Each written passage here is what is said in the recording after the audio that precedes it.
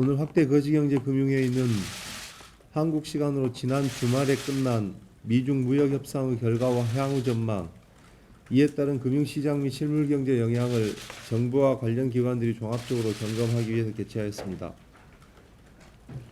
최근 미국의 중국에 대한 추가 관세 부과 계획 발표 이후에 글로벌 증시 하락, 신흥국 통화 약세 등 국내외 금융시장의 변동성이 확대되었습니다. 지난 금요일부터는 양국이 협상 지속 의사를 표명함에 따라 다소 긴장되는 모습입니다. 5월 10일 이후 중국을 출발한 상품에 대해 관세가 인상되는 만큼 아직까지는 실물 부분에 대한 직접적인 영향은 제한적인 상황입니다.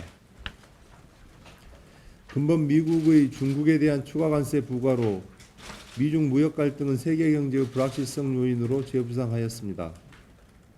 향후 미중 간 무역 협상의 전개 상황에 따라 국제금융시장의 변동성이 확대될 가능성이 상존하고 있습니다. 국내 금융시장도 이에 따라 일부 영향을 받을 수 있으나 4천억 불 이상의 외환보유액과 순대외 채권 등 우리의 양호한 대외 건전성이 금융시장의 안정화 기반으로 작용할 것으로 봅니다. 수출은 하반기로 갈수록 반도체 수요 회복 등에 힘입어 점차 개선될 것이라고 다수 기관이 전망하고 있습니다.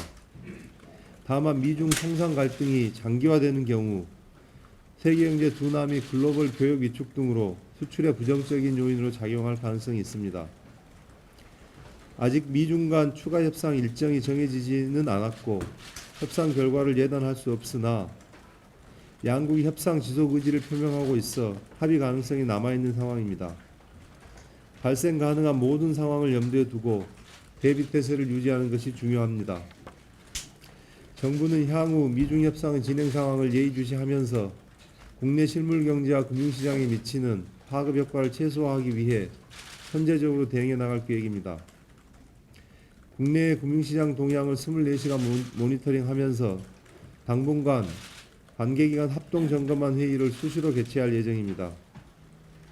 국내 금융시장 변동성이 과도하게 확대될 경우 기 마련된 비상대응 계획에 따라 적기 시장 안정 조치를 시행하는 등 신속히 대응해 나갈 방침입니다. 아울러 대외 건전성을 안정적으로 관리하고 대외 신인도 유지를 위한 노력도 강화해 나가겠습니다. 무역금융 확대, 수출 경쟁력 강화 등 수출 활력 대책을 차질 없이 추진하는 한편 보다 구조적인 대응 차원에서 교역 다변화를 위한 노력도 지속하겠습니다.